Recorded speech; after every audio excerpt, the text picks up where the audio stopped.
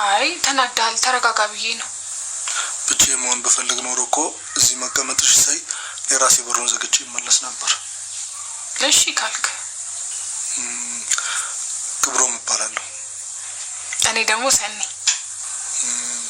ባቴ ይሻለኛል። ለዚህ ነበር እኮ ልውጣ ያልኩክ። ለምን? ምን ማለት ነው? ከራሴ በላይ እንደማምንሽ ታውቂያለሽ። እና በቃ እሺ በልና እዚህ ቆይ። ጉረሽ እንጂ እኔ ባልኖር ኖሮ የተጎራረሳችሁ አይደል የምትዋሉት? ታሳንቃት ነው እንዴ? አሳንሳ ጉርሳት። ይሄን ደግሞ ምን ማስተምር? አዎ የአራስ ልጅ ጭንቅላት አስመሰልከው እኮ። ይሄንም ደግሞ እኔ ላስተምር።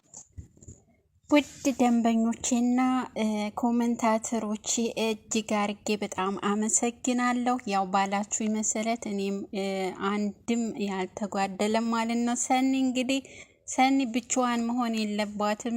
ትራስ እያቀፈች እንደዚህ ስትሆን ማየት አንችልም። ባክሽን ክብሩ ይመለስልን ብላችሁ ነበረ። ያው ባላችሁት መሰረት ክብሩ ተመልሷል። እንግዲህ ክብሩና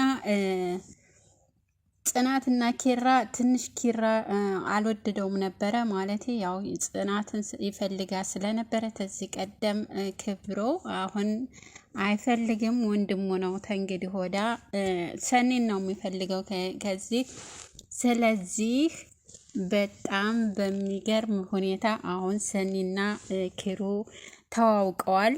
ለሚቀጥለው በደንብ ይግባባሉ።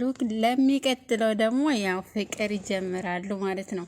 እንግዲህ ከዚህ ከትራስና ካልጋ ወይም ደግሞ ተንቅልፍ ወይም ደግሞ ከብቸኝነት አወጣናት ማለት ነው። ኮሜንታችሁ በጣም በጣም በሚገርም ሁኔታ በጣም ደስ የሚል ነበረ። ያው እነሱም ያውታል አያውትም አይደለም ያውታል። እነሱም በደንብ ነው የሚያውት ማለት ነው። በደንብ ነው የሚያነቡት። ስለዚህ ያው እናንተ ባላችሁት መሰረት ይረዳቸዋል። ለእነሱም ራሱ ለተመልካች የተመልካችን አክብሮት ያከብራሉ። ስለዚህ ያው አመጡት ማለት ነው። ክብሩ ይመለስልን፣ ክብሩ በጣም እንወደዋለን፣ ስለዚህ ይመለስልን ብላችሁ ነበረ። ያው ተመለሰ ማለት ነው። እንግዲህ ይቀጥላል። አሁንም ታሪኩ ይቀጥላል። ያው የናሆም እናት እስካሁን አልመጣችም፣ አልደወለችም። ናሆም ብዙም አልወጣም ማለት ነው። ምሩ ናት። ምሩም እንግዲህ በጣም እየተዳከመች ነው፣ በሀሳብ እየሄደች ነው ማለት ነው። ያው እንግዲህ እናቱ ትቀበለኛለች አትቀበለኝም እስከነ ምናምን። ያው እናቱ ግን በዚህ ቀደም ሰምታችኋታል። ከነ ምናምኑ ነው መቀበል፣ አንድን ሰው ከወደደ ከነ ምናምኑ ነው መቀበል ያለብህ ብላለች። ስለዚህ ይህንን ቃሏን ታከብራለች አታከብርም የሚለውን ደግሞ ወደፊት እናያለን ማለት ነው።